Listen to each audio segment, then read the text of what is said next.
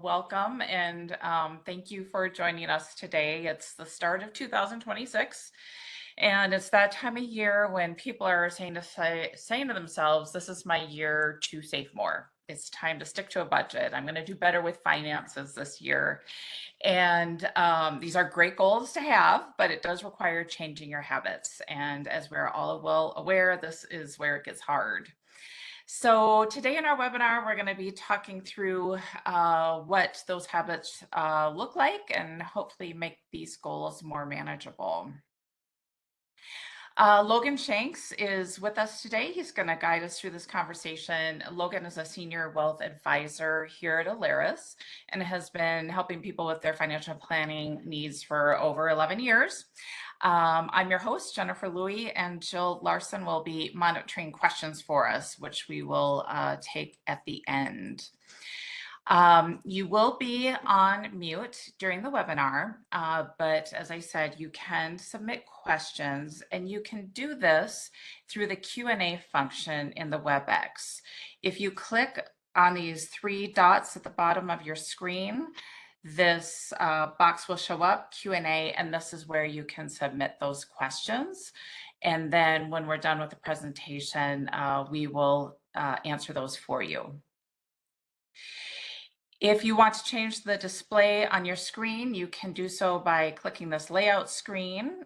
And then if you have audio issues, if you click that little up arrow next to the mute button, that will give you different options for selecting your audio.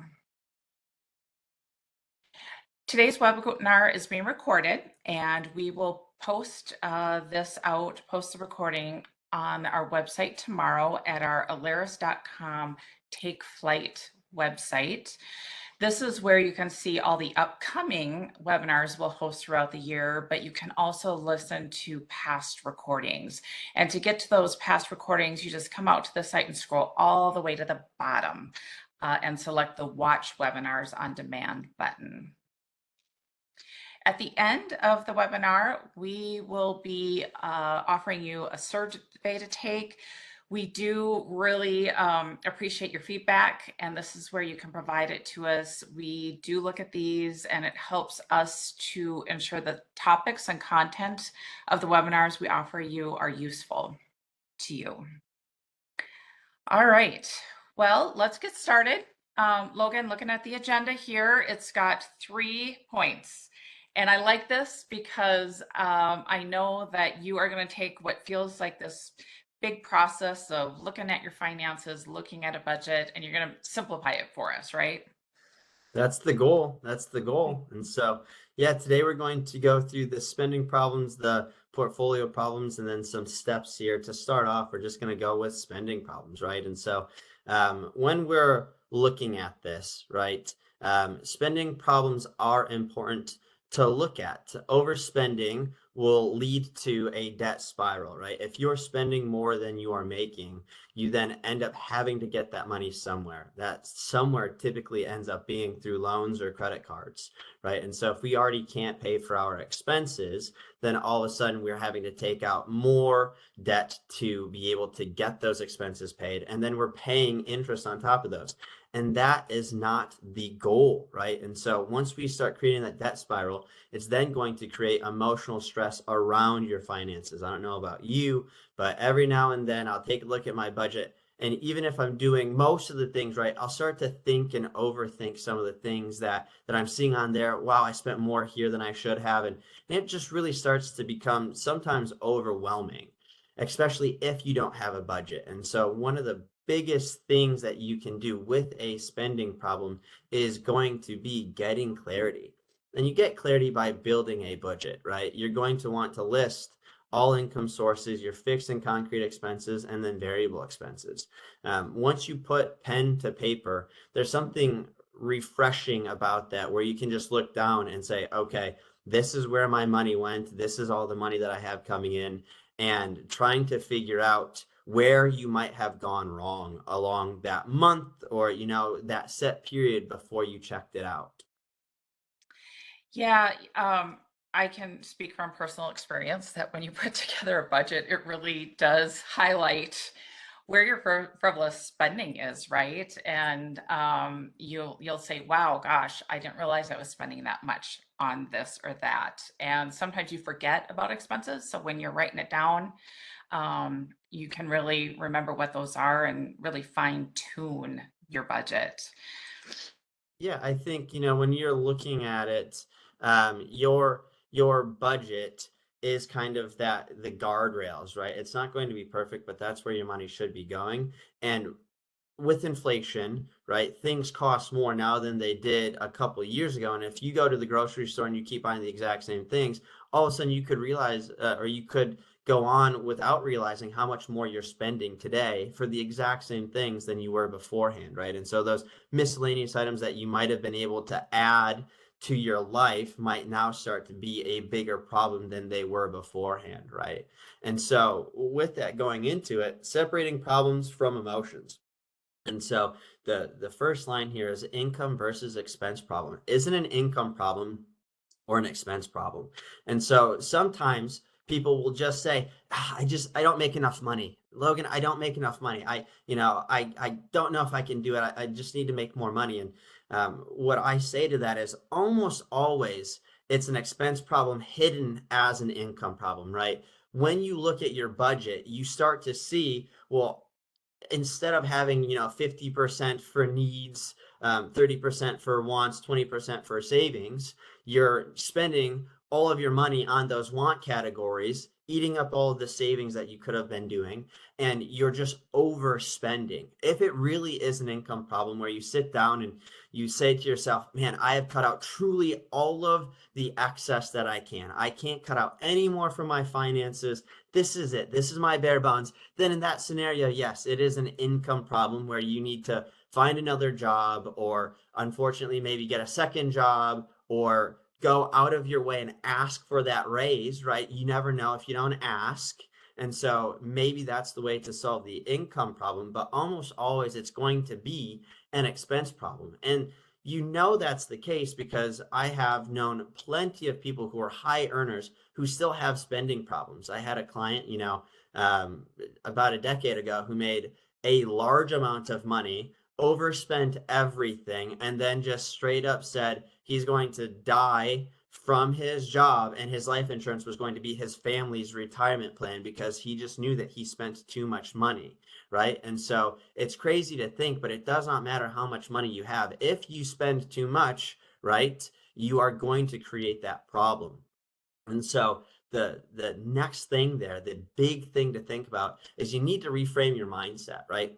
And so if you're really hard on yourself, if you're sitting there beating yourself up for all of this, or you go through what we're talking about today and you're still struggling to figure out where you can make headway, what you need to do is, kind of take a step back and be nice to yourself through the process and say, I'm not bad with money. I'm just dealing with a solution. Now, if you say that and that's your escapism of taking ownership for some things, then, that's one thing. But being kind to yourself is always going to be a really, really good starting point for fixing things, right? You don't want to create that debt and emotional spiral downwards.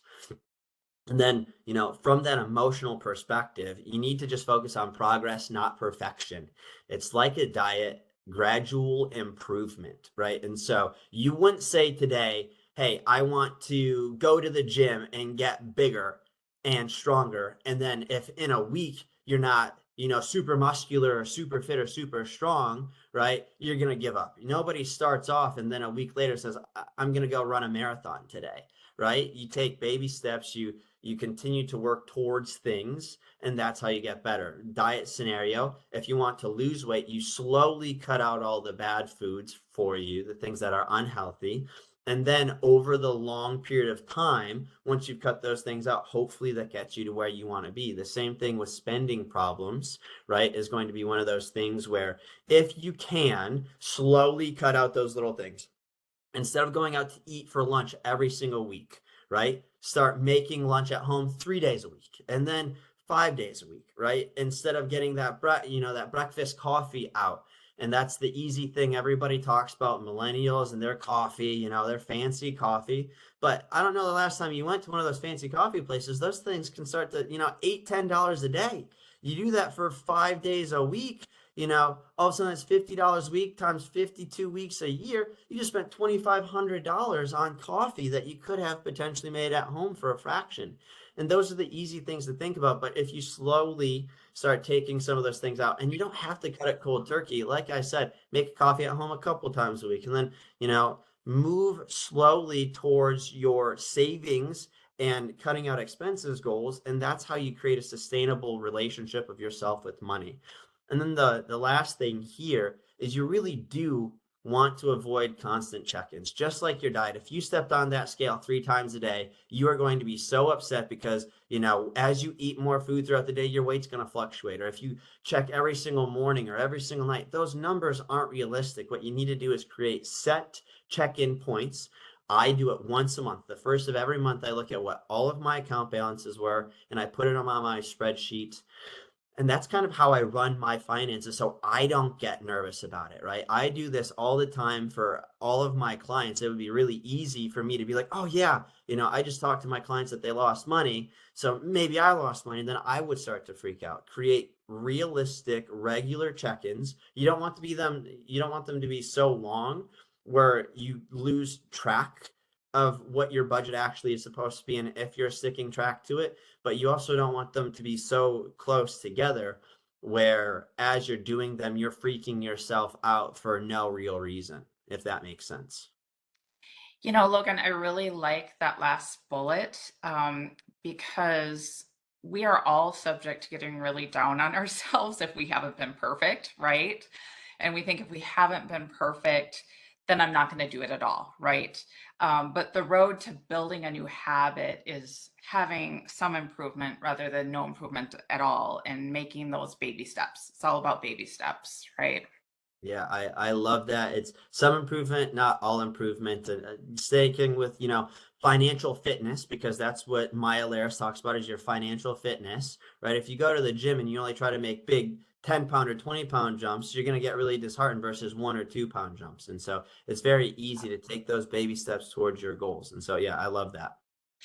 So, looking at the start of building a budget, we of course have our basics, so stuff we have to pay for.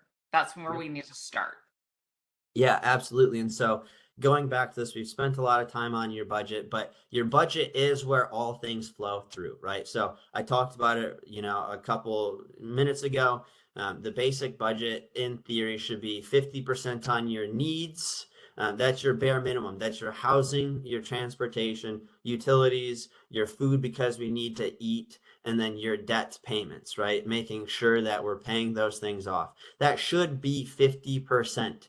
If that starts to become 75 or more percent, then we've likely bought more than we should chew. Too big of a house, too nice of a car, the extras, all those things. And so we should try to keep that in that 50% bucket to allow ourselves to have a safe budget. And then you have your emergency fund, which should be for true emergencies, right? And so the reason this is on here is if you have money earmarked away, yes, it might not be making you anything. Yes, you're typically not going to get a whole lot of value for yourself sitting in a checking account. Savings accounts and high yield savings are now paying a little bit, so it's easier to justify those dollars. But having that money there for that moment where something goes wrong with your house or something goes wrong with your car, or you have to make an unexplained trip to the hospital, right? Or an unknown trip to the hospital, right? You have those dollars set away that you can pull from without creating that debt spiral of having to put it on a credit card or having to change your budget a whole lot, right? To be able to make that work for you and your scenario. All right. And when people have saved some money, right? They might have it in their checking account. They might have it invested, right? I mean, to make a little bit more money. So, what about problems there? Yeah, so we spent a lot of time on the spending problems. Now the portfolio problems is what we'll typically call as a success problem, right? You've put money away and now you don't want to lose those dollars. And so that comes down to market volatility and not a spending issue per se. And so the big things here are going to be reevaluate your risk tolerance. And so as a success problem, the more we save, the more is at risk, right? And so if you were 100% stock when your portfolio was $10,000, and then you kept that same level of investment risk all the way until your portfolio was $100,000 or more, right? Every change in the market, 1% up or down, is now 10 times bigger to you. A 10% gain or loss on $10,000 is 1,000 versus a 10% gain or loss on $100,000. That's that entire $10,000 portfolio. And so as we get older, as we save more money, as we keep moving that needle in the positive direction, we need to realistically reevaluate our risk tolerance and take out of the equation what everybody else is doing or what the stock market is doing. When you de-risk, right, you're not going to make what the market's going to make, but you're going to hopefully lose less when the market comes down. And if that is your problem, right, the volatility is scaring you, then you should understand how is your portfolio allocated for those ups or those downs, right? The other side here is, stop trying to time the market. We've talked about this a bunch on these podcasts, on these webinars, and it's the timing of the market that tends to get you in trouble. The market can go up or down in any way, shape, form, right? You can look at it and say, man, we had a really, really bad day yesterday. I want to get out. I want to sell. And then all of a sudden, the next day it pops back up, right? And so COVID's the easy example here. You could look at all of the big bad down days where it was down 8 to 12 to 15%. Well, the next day it was probably up, 7 to 8 to 10%. And so if you tried to time the market and get out one day, you're not going to be able to get back in before the market typically turns around. And then lastly here is diversify your investments, right? The old adage of don't put all of your eggs in one basket is kind of where we're hitting here is, if you have your money in all these different investment types or investment vehicles, large investments, mid-sized investments, small companies, you have some real estate here, maybe some gold, silver commodities there, even Bitcoin, anything like that. As you diversify, you then hopefully lower your risk of any one of them falling and dragging everything else down with it, right? And then the last thing here is learn from history. Historical trends help us understand what we are risking. And so in our industry, the big thing is past performance is not indicative of future results. That's what we say all the time. It's on, a lot of our marketing material. You can't buy or sell something strictly because of something that it has done in the past. But we should be able to look at history and see an idea of how things interact in different market environments. What we are dealing with today is likely not going to be drastically different than anything we've ever seen in the past, right? That's not to say that things can't change, things can't evolve, but likely there's some historical precedent that you can look to that helps you understand what you're dealing with today. And hopefully that can give you some ability to breathe easier when the market does drop and you do see your portfolio lose that money. You can say, well, this isn't the first time it's ever fallen XYZ%, and hope that as you have allocated your dollars and diversified them, that it can come back. You know, as I look at what you shared today, Logan, whether it's spending or saving or managing your money altogether, a big portion of success is just managing those emotions around it, right? Yeah, yep. Your emotions are going to drive a lot of what's going on here, right? You can sabotage yourself by overthinking or also sometimes underthinking, but almost always, that's going to come from overthinking everything or or not sticking with a plan, right? And so your emotions are the thing that you need to be able to control to be successful in something where if you're starting investing at, 25 years old, or, you're thrust out into the world and you have to deal with your budget and your taxes and your investments and buying that house that you want, or the new car, you have to manage your emotions and not get overly wild with any of those one things that you're doing. Yeah, and that's actually one of the bullet points you had for our key takeaways here, among others. Yeah, yep. And so the big things here, and the summation of the last, however many minutes, is you want to start with building clarity, and that comes from budgeting, right? You typically don't have as good of an idea on your finances as you think you do. How many times have we signed up for one of those reoccurring charges for a service that we don't use anymore, and all of a sudden it's been 2 years, and you're like, oh my goodness, I'm still paying for that. I can't name names, but that happened with a fitness company that I signed up for. I went to a gym, signed up for the thing, I stopped going. 2 years later, I was like, oh my goodness, I've been paying $20 a month for the last 2 years and I haven't gone once, right? And so if you look at your budget, right, hopefully you learn some things that are positive, likely some negatives, but you can build clarity on that's where my money is going. On the other side, something that I didn't mention earlier, but is true, is, if you don't ever look at your statements or put them on paper, what happens if somebody stole your information and is spending your money without knowing, right? That happened to me.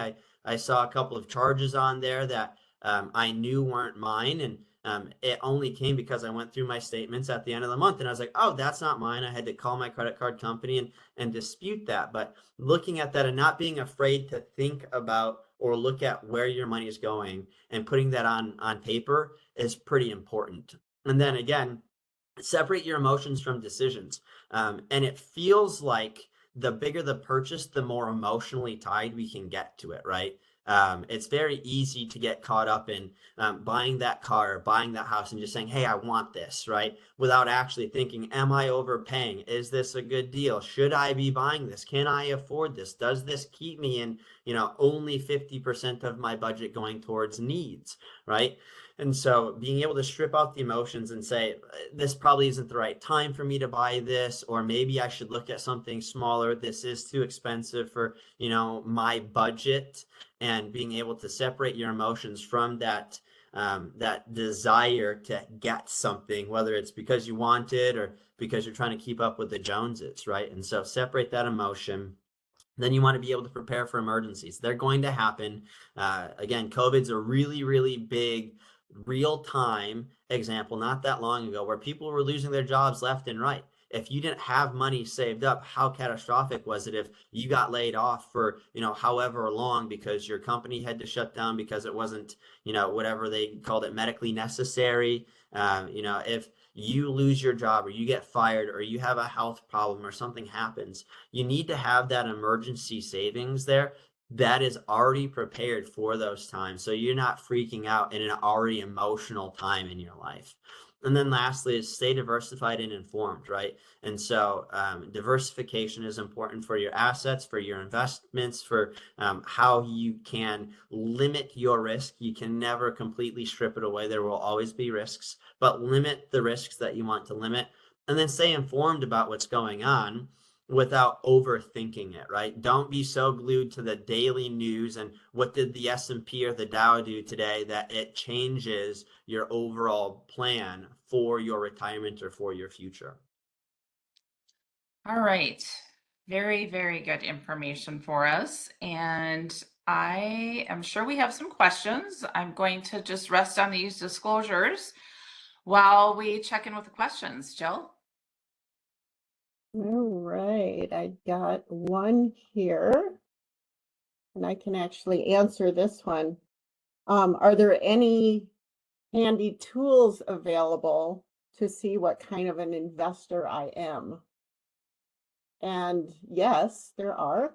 If you Google Alaris Resource Center, and then in the search bar type investor questionnaire, there's a list of questions there that will give you a good idea as to where you are on the investment spectrum, to hopefully help with some of the stress that we talked about today, that Logan talked about. I love it. It's very simple, easy, and something that you should take on a reoccurring basis, actually. Again, not something that you need to check in on every year, but understanding your actual risk tolerance on a reoccurring basis every couple of years is helpful. And it takes like 30 seconds to answer all the questions. All right. Looks like the other one has to do with tools as well. Are there any free budgeting tools on the Alaris site? So either one of you want to take that one? Otherwise, Jennifer? Well, yeah. I'm not actually quite sure of that. We do have several calculators out there on our website. And I know that you can go to, and I don't know, Jill, can you look this up, the Alaris resources page? Yep. Are you able to type that in? There is actually a budgeting tool if you go to My Alaris, myalaris.com. And that's kind of that bigger financial planning tool, where if you have a 401k with Alaris, it's going to be automatically loaded there. You can add some of your own accounts, but there is a budgeting tool right on the front page of that. I think that one is probably the most useful and certainly comes at no cost. Okay. Yeah, Thanks, Jill. the way I do mine is I grabbed a template that I saw online about 10 years ago, and I just keep, updating my own personal information on an Excel spreadsheet. And so there are plenty of ways to do it for free. There are a couple of paid ways. I know that some people pretty close to me utilize paid versions of it. And it just really goes back to whatever you choose. If you want to do it via Excel or via, the My Alaris or some of these paid opportunities, make sure that what you choose to use for your budgeting tool is something that you will use, right? That you're able to come back to on a reoccurring basis. You don't want to create that budgeting tool and then never look at it because it's too difficult to stay on top of, right? And so some of those tools will pull in all of your accounts and load in all of your transactions. You can put in budgeting guidelines of this is how much I want to spend and get alerted when you spend more than you've put in as a parameter. There's a lot of ways of doing it, but whatever you choose, make sure it's something that you're able to commit to doing. All right. And Well, anything it. else, Jill? I think that's it. No other questions came in. No. Okay.